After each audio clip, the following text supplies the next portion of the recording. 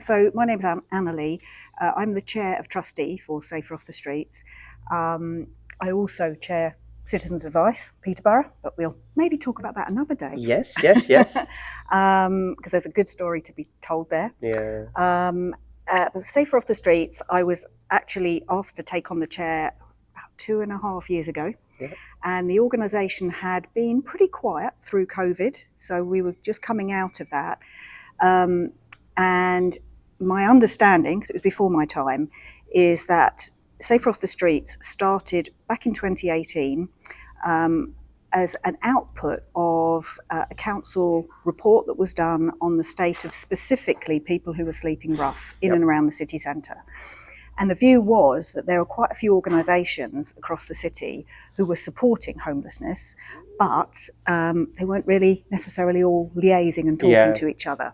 So mostly council officers set up Safer Off the Streets, and the idea being to really promote more collaboration. Okay. That went on, and eventually the officers at that time turned it into a charity. So and then the moves were made to make it more independent, away from the city council. So now at the moment, none of our trustees are city council employees, and we are completely volunteer led and run.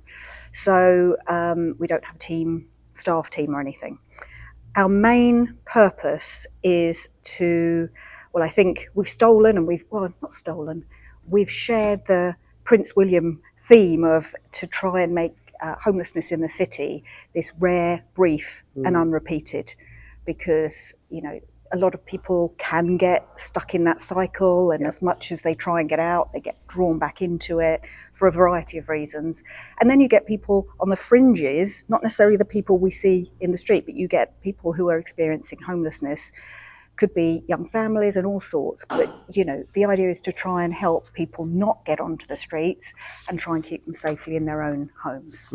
So again, we're about really building a network of our partners across the city. So we don't do direct delivery to individuals who are experiencing homelessness, but all of our partners, of which we're up to about 35 now, which is amazing, who in one way or another, sometimes in a small way, sometimes in a much bigger way, support those who are experiencing homelessness, bringing them together 4 times a year and a lot else besides. But that's the crux of it. So who are the partners then? I mean, you don't need to go through all 35, obviously, but that would be a memory just test. A few of them. It's charities, well, and the council, come into the groups, NHS, really.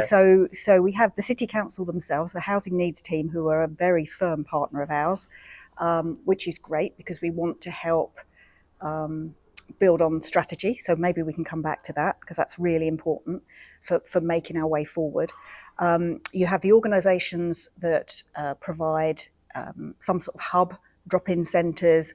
They're more than daytime drop-in centres. They do so much more. But the likes of the Light Project at the Garden House and Outside Links, and there's 2 or 3 other smaller drop-in centres. The Salvation Army has certain days where people can drop in. So those organisations, Salvation Army are also very active with the night shelters. They already work in partnership with the Light Project with their sleeping pods. We have the organisations that go out to feed, so the likes of the Soup Kitchen, Peterborough Homeless Helpers, 3 Pillars, who do a fantastic job with masses of volunteers. I say masses. They probably say, no, we don't have enough, but they do an incredible job. Yeah. We have had some success with some of the organisations that support refugees who find themselves potentially homeless once they've been given leave to remain. And they've been engaging. We have the clinical organisations, so the statutory type clinical providers, the CGLs, Aspire CGL for drug and alcohol. We have a dual diagnosis team who work on mental health. Changing Futures, funded out of Cambridgeshire County Council. So, you know, they're working with the disadvantaged, and I'm missing one group, and they're going to come back to me afterwards. Peterborough Women's Aid are fantastic. They engage with us. But the other interesting group, probably 3 or 4 different members that have joined, not members, we don't have membership, but our partners who have engaged with us are those that support those leaving prison who might find themselves homeless. You can imagine that, yeah. Yeah, so it's really, we're looking at all of those different groups who are vulnerable, and the big difference that's changed in the last couple of years is that whereas the focus of Safer Off the Streets was originally on those sleeping rough on the streets, we're now talking about, yes, that cohort, but also people who experience homelessness. Yeah. What can we be doing as that whole group to support, So sometimes prevention as much as... Absolutely. Ideally, it would be prevention, wouldn't it? As opposed to helping them when they're directly out on the streets, somewhere sleeping in a box or a mattress or something. I mean, that's almost like the last resort, isn't it? Yeah. And that for many individuals, once you're in that situation, is so hard to come back from.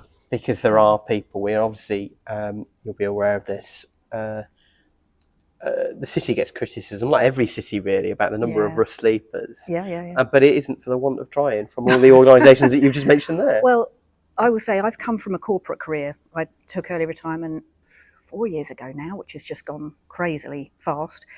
So I was in a bit of a corporate bubble, I'll be honest. I really didn't understand anything about homelessness. I understand this much compared to a lot of my partners or our partners now. But in the 2.5 years I've been with Safer Off the Streets, I've learned so much from these amazing organisations. So, in your corporate bubble, I remember meeting my husband for dinner on a Friday evening. I worked in Peterborough, we'd meet in town. And I'd walk past, as you say, people who were out there. You'd never quite sure whether they were begging, whether they were actually sleeping on the streets, depends. And I never knew whether to give money or not. And I was like, it was like, well, if I did, then I felt guilty I hadn't given enough. And then if I didn't, I'd be then walking on thinking, well, I'm just about to spend money on a nice meal. A coat or something, or whatever you do, That's right. So our message is, and I'm sure people on the street might not like this, is there is a lot of support out there if people want to access it. So please don't give money, go and give to our partners, or to ourselves, but to our partners. There's many options. As an overview then, this is a really tricky question to answer, but I'll ask it anyway. How are we doing as a city in dealing with rough sleeping? Generally, well, again, I don't follow all the metrics and the trackers and what have you. Generally, although it may not seem it to the average, not the average, we're all average, I guess, but to general a normal public, person, because we still see people, don't we, as we go into town. It's certainly a lot better than it was if we look back several years. Over that period of time, it has got considerably better. But I'll say the support that is out there, and I will wave a big flag for our outreach partners who are out there in the mornings, out there at night, really trying to engage with people in all sorts of different 3 o'clock in the morning, darkness. Yeah. In a churchyard, in a field. Absolutely. Off Bretton Wood. I've been with that, it's true though, isn't it? Yeah, that's right. So, and a lot of those people, who find themselves in that situation, a lot of them do engage and they want help. There's a minority who don't, or who aren't ready for that help at this time. So unfortunately, when you see certain individuals, you'll think, well, I've seen that person before, nobody's helping that person. And I've come to understand, well, that person doesn't want to engage. Right. And the logical side of me thinks, why the flipping heck not? But it's, as you say, they might not be ready. They might have not have the mental strength to do it sometimes, isn't it? If they are entrenched in a certain pattern of life. And that's it's kind of a difficult thing, because we did a Mythbuster, which I showed you not too long ago, and we still got all the social media about it, about everyone saying, "Oh, this is rubbish, this is PR nonsense." Yeah. There's a guy who's been in his sleeping bag for 6 months, and that guy we will have asked that person if they need help. Yeah. Maybe every day for a week, for a month, for it, and they might not be ready. Yeah. We check on their health. And that's a big eye opener for me last year was going out with, there is an annual count every year. Coming up soon. Yes, secret date. Yes. But was going out with the team last year, and to actually and again, corporate background, never done any of this myself. You know, I was a little bit, my husband was saying to me and a couple of friends, when I said like this was coming up, they were like, you ready for this? And I was like, not sure, but I'm sure it'll be fine. The cohort that I went out with, the group of professionals, I will say, that I was paired with to go out with, I felt personally very safe and secure because these people know what they're doing. And we went out, and during our night we met 4 people out sleeping rough, and their stories were very, very different, but it was clear each had a lot of needs. And the skill in terms of how the individuals I was with, how they were conversing and how they were trying to bring those people and arrange, you know, let's meet tomorrow, let's figure out a plan and what have you. The skill, I thought, my goodness, I've been in many a tricky corporate situation, and I thought, would I have thought to have said things like that? You know, so hats off to them. It's often just, are you okay? Do you need anything?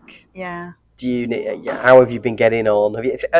But done in a certain way, because they know the people, don't they? They know the people. So it is, like you say, an eye opener. It is. So absolutely. Okay. So then from that, and again, it's just quite. Is there anything that we as a city could be doing better to help people with those? I think, like anything, a lot of it is public perception, isn't it? And it's very quick to judge. So building more of an understanding and being a little bit more appreciative of what's led that individual to that point in their life, and giving it that little bit of thought rather than just being swift to judge. I've been there. You know, we've always been. You know, a lot of people have been there. Of, well, you know, why are they doing that? I think the thing that breaks my heart as a mother of 2 sons who are now 6'4", strapping young. I'll say young men. They're in their early 30s. They're still young men. That's still young. Yeah. That when I see anybody, but when I see very young people out, and my heart just breaks, because I just think, my goodness, what's led them here, and what does their life hold for them? You know. Yes. But I am, I guess, quite privileged to witness the amount of help that's out there if they do want to engage. Yeah. So, you know, through young people, I forgot to mention Centre 33. They're very supportive of young people, and you know, different types of organisation that can step in. I won't say there's too much, because there's never enough. We could do with much more support on the mental health support side. Okay. Because the teams that work on mental health support are very stretched. So it's not that they're not there and that they're not good people, but they are very, very stretched. Yeah. So, you know, I think in the public domain, we see bigger things that happen, and you start to think, well, why has that individual got to that point?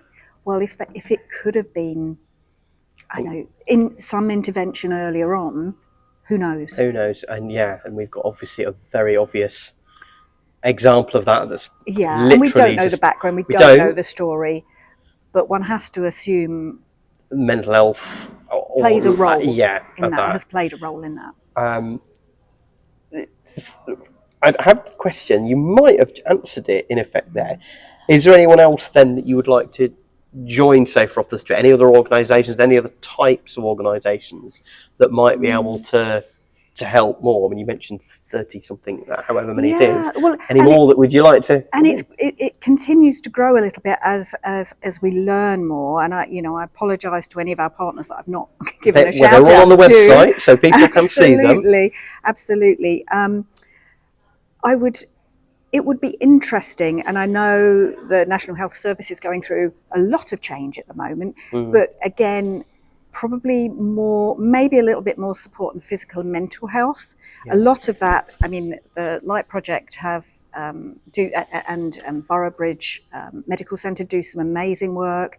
But again, you know, they can only get to certain people. GPN, Greater Peterborough Network, they can only get to a certain number of people.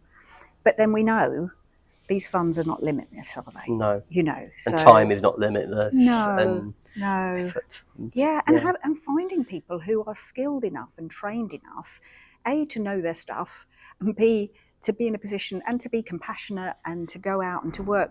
These people don't grow on trees. No. So that's a tricky one, isn't it? Yeah, it is. You know. And it's just, I'm not sure quite how to phrase this, but rough sleeping is just one part of one issue that this city had, and we have many issues like all cities. For example, I've been told a number of times from friends who are coming on trains and entering the city, and they see rough sleepers throughout Bridge Street and outside the town hall.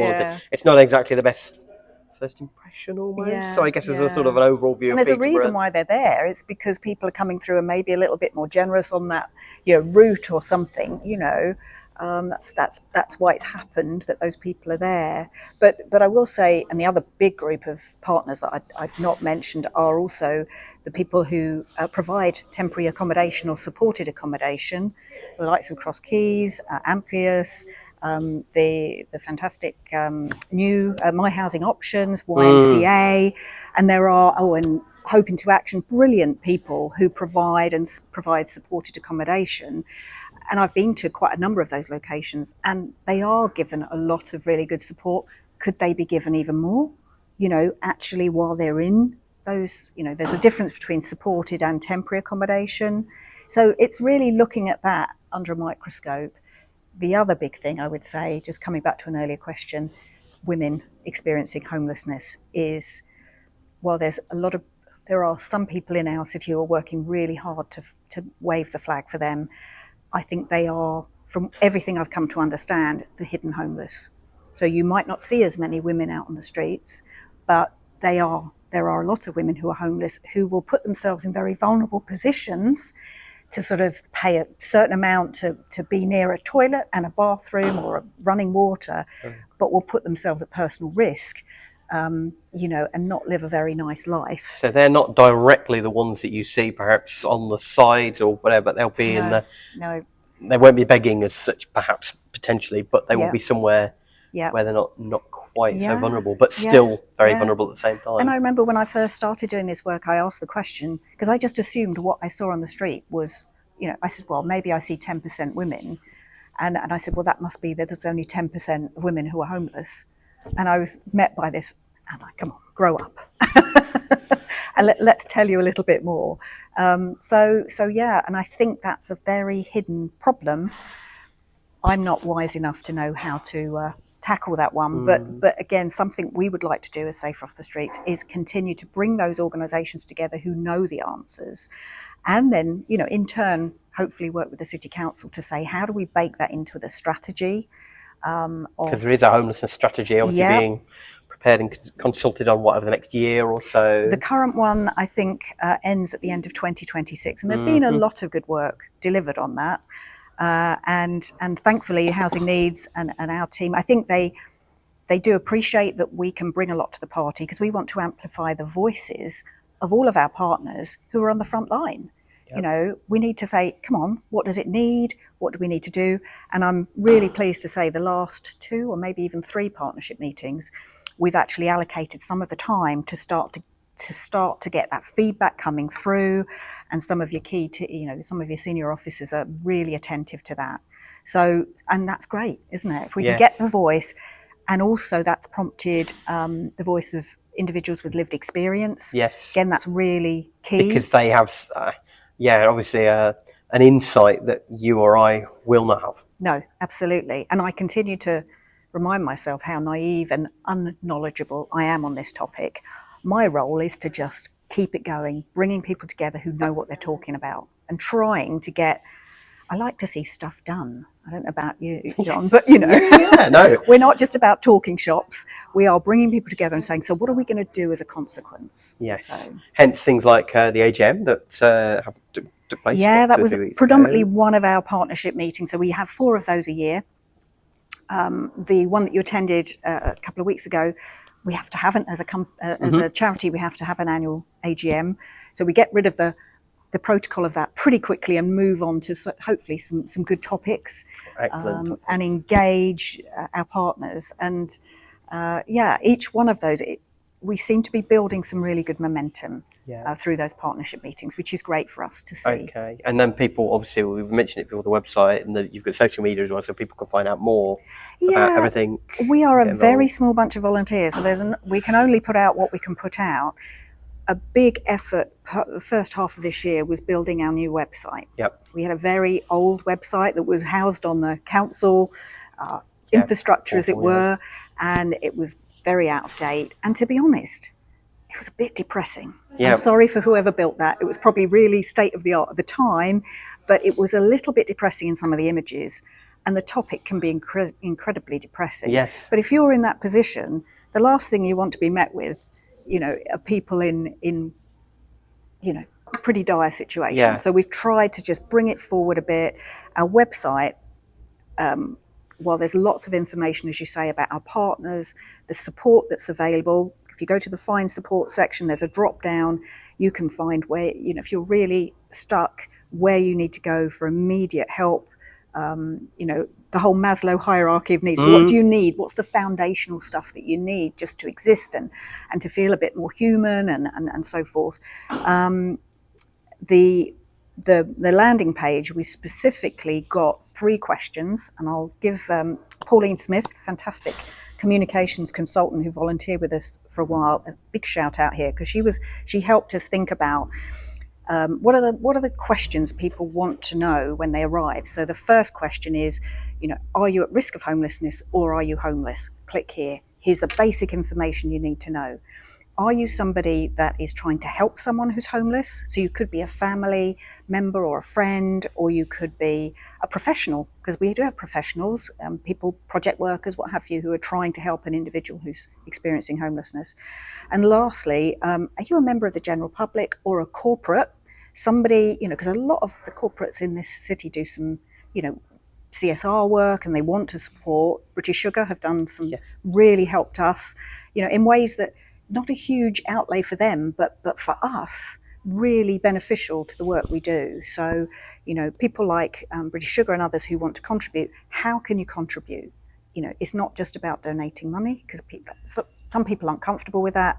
Some people like to donate items. They might want to donate their time. How can they do that meaningfully? Yeah.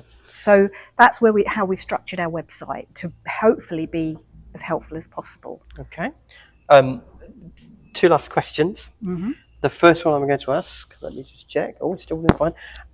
Is people will wonder about people with different languages, different ethnicities, things like that. I mean, are they helped in the same way, or more tricky cultural issues? Or it's a challenge. There are specifically some organisations I mentioned earlier about those who support refugees and what have you. So British Red Cross are very active in the city.